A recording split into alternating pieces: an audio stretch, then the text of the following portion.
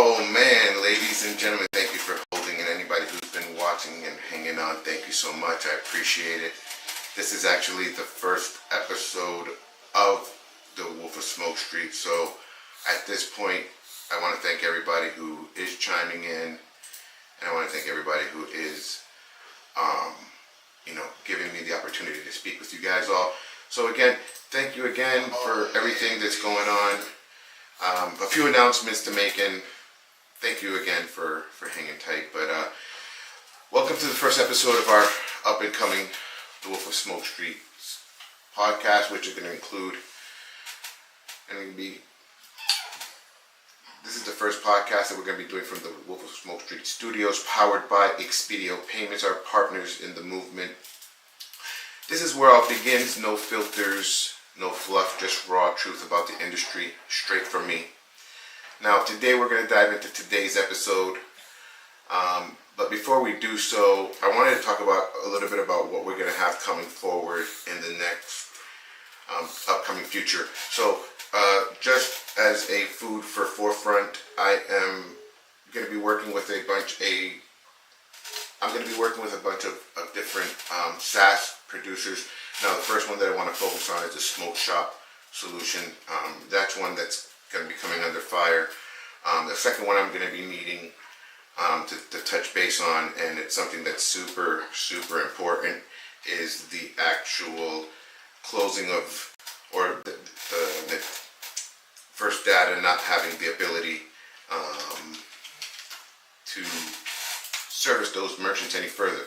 So smoke shops are coming in indeed a deep problem and issue, and what's happening with these smoke shops is a lot of them are selling things like kratom, or they're selling things like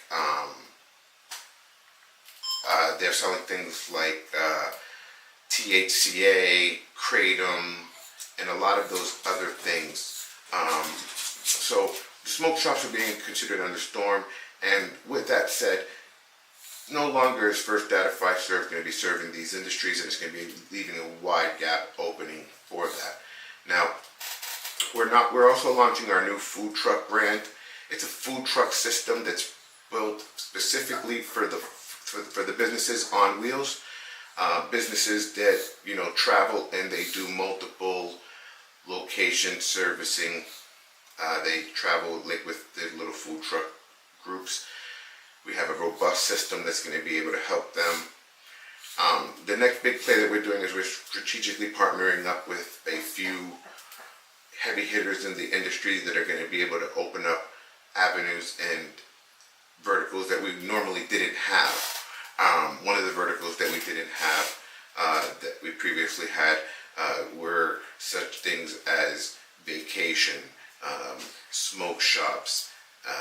Now, when we say before we didn't have it, it was that the competition was swallowed up by Clover, right? And so with those things said, a lot of these businesses that we have been working with, the vape shops, smoke shops, travel, guns, etc., all fall into this certain category that we're going into that's considered high risk, right? And this high risk model that's coming out is, not an old model, but the banks are now starting to scrutinize everything and anything coming through the books.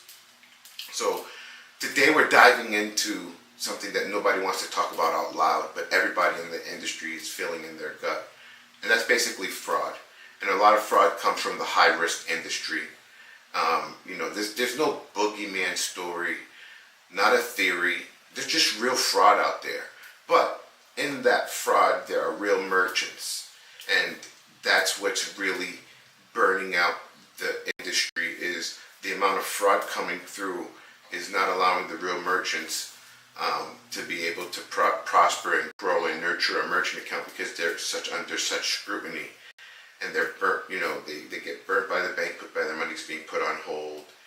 And here's the part they don't tell you, and I'm seeing it over and over again, and I'm seeing it with the processors and the red flags. But there are too many agents that are ignoring their instincts because they want the deal, because they're hungry for the deal. And if you don't have a deal, you don't eat. So let's, just really focus on a lot of things that are red flags in the industry that would be able to say, hey, this should be a red flag. And I like to stick to the people that are web-based, card not present, the businesses that along the ways have been, known, Nutra, nootropics is something that's super huge and growing in these days. People are eating more and more, they're eating more and more healthy, and they're worried about their systems. And every time I turn around, there's another ad on Instagram. Take niacin, or take this, or take black moss, or take this seed oil, and you're supposed to, I've been working. If I told you guys how many times I purchased something for the sake of my hair, it's the truth and the fact of the matter. I've been trying to grow hair for a while, and nothing works. But again, it is what it is. So let's talk about some of these red flag breakdowns, and to tell you the stories that I've come across. When somebody comes to me and they say, listen, I'm a high risk, I'm starting out, I'm going to be doing this type of business, I always look at the website, no matter if it's a digital website or not, if they're product, and, websites that look half-built, stock photos that you could see come off of like Pinterest, or that that's not their real product, no payment buttons. I had a guy hit me with a Wix site story, and I want my account quick, and I need 50,000 in volume, and I'm like, no shot. You threw this Wix site together. You don't have any previous history, and you want an account that's going to go on ahead and yield you high volume, and it doesn't work like that. The second one that really stands out to me is the over-eager merchant, the one that doesn't care about pricing, they don't care about terms, they just want in. They want a merchant account, and those guys don't ask any questions. They're like, yeah, I want a merchant account. And then when you get into well, what's your business about? They'll answer every question in the book. Yeah. But they'll never ask you about fees. They'll never ask you if you have any type of monthly additional charges. They don't care about none of that, right? And when they don't care about pricing, to me, it's just a red flag, because this doesn't seem like a wise business owner. It just looks like a hustler looking for his next cash out, or their next hustle, right? Fraudsters love to say, my buddy referred me to you, but can't give you a name, or he told me not to tell you his name. Well, I don't know about any other industry, but every time I go with a referral from somebody, I'm looking to be taken care of. So I'm always starting the conversation with hey, I got your number from so-and-so. They said you did an excellent job at a reasonable price, and I'm looking for the same. And when you don't have that type of, referral mentality, hey, my buddy referred you, but I can't give you his name, or if he can't tell you who sent you, again, it doesn't seem like it's something that I'm interested in talking about any further, because, it's like, if you have somebody that's performing with us and they're performing well, then at the end of the day, we have to find ourselves in a position to where we would say, hey, that would be a good referral. He's doing good business. I'll be happy to do business with you. So again, those are some red flags that you definitely want to look at, and look at, referrals have names, they have stories, they have details. You always build relationships with your merchants. So your merchant's always going to be looking to do things to help you back, such as, hey, thanks for helping me out. I got a buddy of mine, he has a pizzeria, or I have a buddy of mine who has this, or I have a buddy of mine who has that. So what I'm trying to tell you is, long story short, referrals always come with some type of name or reference. That's the key word to referral. It's a reference. Now, protecting yourself, and what you could do is ask a lot of questions, and don't be scared before you even get to the point where they're asking for the application. Ask them why the buttons on their website aren't working. Ask them why the number that they're calling from isn't from the state they're registered their business or they're doing business in. A lot of times, a big red flag is you'll get a number 570 and their business is in New York. And or you'll get a number that's like from the Midwest and their business is in, I don't want to call out any particular states, but there's a lot of states, Wyoming, believe it or not, they get these companies in these states, Delaware, and at the end of the day, it's one of those situations where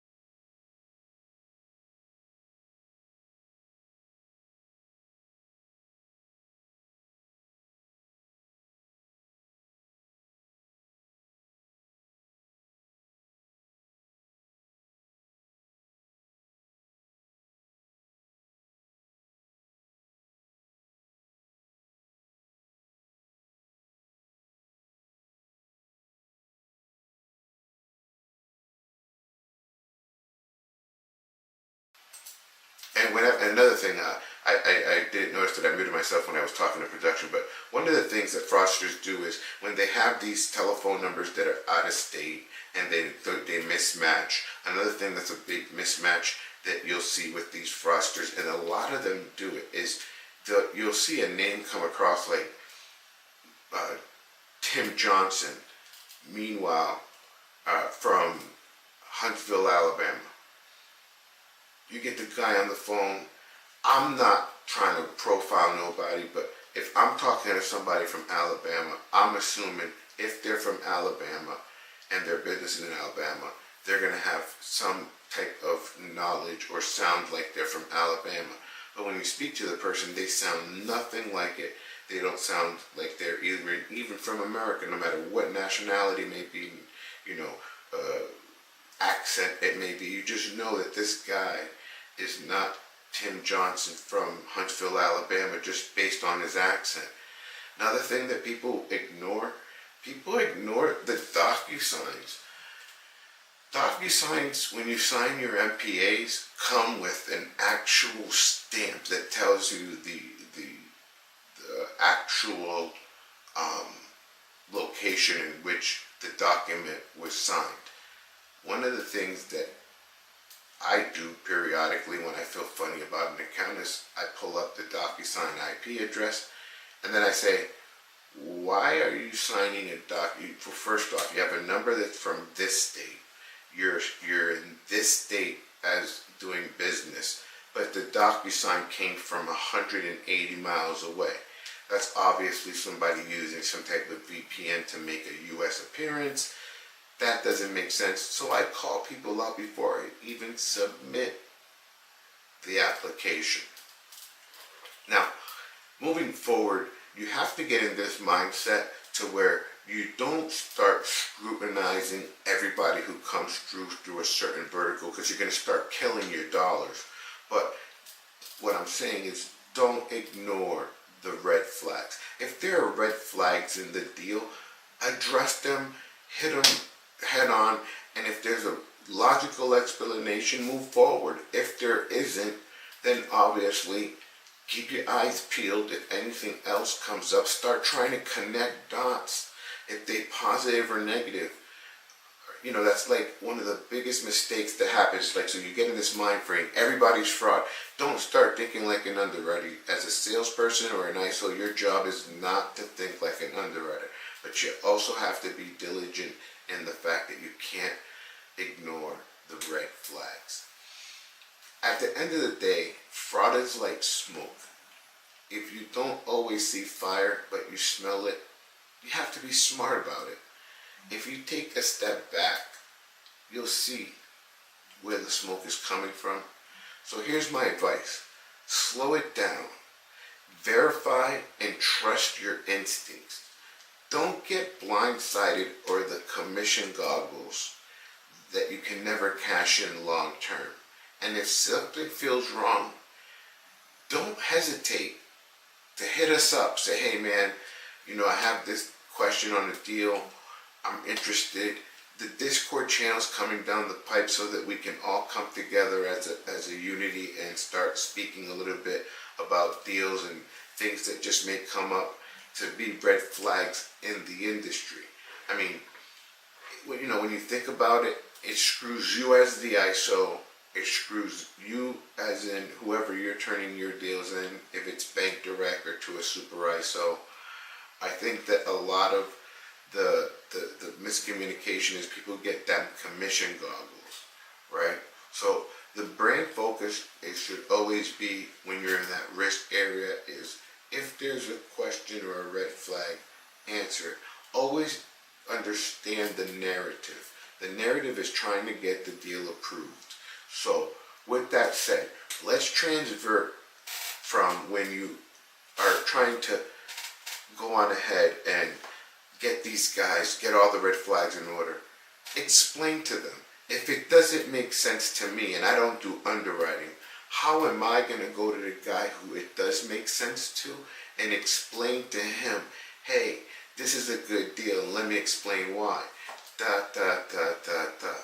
But when you don't find yourself in a position where your ducks are in a row and your customer doesn't understand, you'd be surprised how many ISOs don't understand when there's a card not present on how they're and it's a web page on how the terms and agreements need to be on the page. The refund policy needs to be on the page.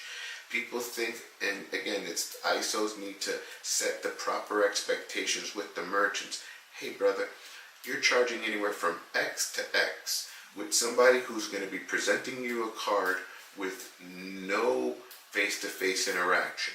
You don't know who this is on the other end of the phone buying your product or your service. It behooves you to go on ahead and say, hey guys, let's look at this and understand that customers need to understand your terms and conditions, your refund policy, and those things, so that this way, when the card does come back as fraud, you could say, no, they checked out here, or they signed this document understanding that these were the conditions, these were my delivery dates, her cancellation period was between this time, or their cancellation period was between this time and this time.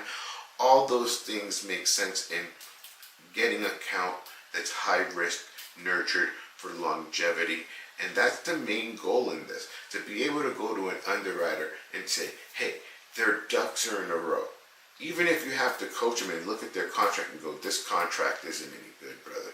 You've got holes in it. You've got to give somebody more refund policy than 20. Speak to your merchants and give them logic why. Have them understand that what they want to do is be as fair as possible to their merchants so that you could be as fair as possible to them. Because what happens, everybody knows what happens when somebody gets more than enough chargebacks, right? Their account goes into frozen, they got to send invoices. Normally what they send isn't good enough, underwriting isn't happy, they keep the account on hold, the merchant gets all upset. Now, for that guy who's a scam, for him it's not if the account is going to get closed, it's when, and you caught him faster than you could. But there's that guy who runs a legit operation, and when he runs that legit operation, he counts on that money coming in. So him being sloppy will hurt him in the long run, because again, he has to be able to document the reason. If I'm going to say to you this, I'm not expecting you to document a transaction that somebody says, let me put it this way. Somebody's selling handbags, okay, and they're selling them for $800, right? If they look like a designer handbag and is advertised as a designer handbag, and that person receives the bag, but it's not what they expected because they were expecting designer X, that's a form of fraud, because these people don't seem to understand the selling counterfeit or selling things. So again, those are all things that you have to, when you look at the site, say, hey, if my underwriter looks at this, you don't have, I mean, you're selling X designer or X boutique. Are you allowed to sell? Are you a reseller? You're a thrift shop? Okay. You gotta ask these questions because these questions will come up. If not now, eventually, and a lot of it you could avoid with the upfront, questions. So summing this up and wrapping this up without taking this too further is anywhere along the process that you're working with your merchant, maybe the pre-approval stage or even post-approval, if you see irregularities with their account, the chargebacks are starting to spike, you see things on there, they're getting charged back because the person said, I thought I was buying this and I bought that. Well, call your merchant, go, why do you have chargebacks coming through that are saying that you're selling this product when you were approved for that? And let them know. Maybe you could save them by saying, oh, you offer a different service? Well, that's a different product. I can get you a merchant for that service and give them the application and underwrite him so that he could provide that service. And at the end of the day, there's nothing in the rule books that says you can't have two merchant accounts for two different types of businesses. So if you do flooring over here and you do flowers over here, you can't just get one merchant and run your flooring account on it and your flower account. So pay attention to that because those are things that could be solved early. And just always, again, attack red flags, address them. Don't be scared to ask questions because if you just ignore it, the longevity of you building a book isn't going to be there in the high-risk industry. I know I have been ignoring some of the questions coming through. I apologize if I haven't taken the time. At first, I got a little nervous with the intro. I didn't have my intro ready, but then the production team got it ready, so I got in my groove. But next week we'll do, thank you. I could really appreciate that. Next week I am going to encourage those to be able to question and answer. We're going to be doing a long version each week, but tomorrow coming up we have a 15-minute drop that's going to be coming up. We want you to look forward to that. It's going to be same time, 10 a.m. Every day in the week is 10 a.m. and every Monday we're going to do an extended version of what we do and bring you guys ideas and things that will be able to help you get better as either an ISO or a merchant, and have the merchants even look at this and understand why we're asking these questions. If the merchant's engaged and understands why we're asking these questions and why we want to nurture, they'll know, hey, let me get my ducks in a row so I have a long-term nurtured merchant account that I can have sustainability in a long-term business. That's the goal, everybody, is to have an account run as clean as long as possible and build that residual book, and everybody wins. Tomorrow we'll definitely be more engaged with the question and answers.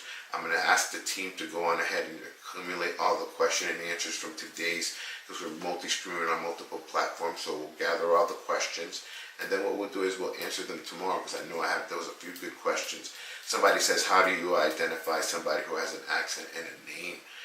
It's not, and I'll address that real quickly, because I don't want somebody to think like it's a prejudice thing, because there are people that are adopted and they may, I'm not, again, Esmeralda or Juan Julio, and from Miami, and you get him on the phone and he sounds like he's hey dude, what's up, man? Let's just put one and one together. In Miami, they don't talk like that. They be like, bro, listen, bro. So again, it's just giving you the opportunity to understand that it's like putting a face with a name and understanding, the industries out there with people who are imitating people. So don't be scared to ask. Like I said, when somebody says that, well, hey, do you mind hopping on a video call, or would you mind doing a video ID, verification ID, and then put that in the notes to your underwriting team. Go do video ID or do whatever video verification you need with the if you want them to hold the newspaper up with the ID next to their face, do it, because again, at the end of the day, it's about building longevity in your book. And I'm going to end with that, because thank you guys, everybody, for chanting in. I'm seeing the chants come in. Thank you so much. I appreciate you guys. Once again, this episode here was sponsored by Expedio Payments LLC, and with the help of our future partners, Merchant Service Depot, is going to be working with us on our smoke shop endeavors. Those will be the first episodes coming out, and then we'll be announcing our future endeavors in what we're doing with other SaaS systems. But for the next few, we're going to be focusing on smoke shops. So stay tuned to our smoke shop series coming up. And like I said, we appreciate all the support and help, guys. Once again,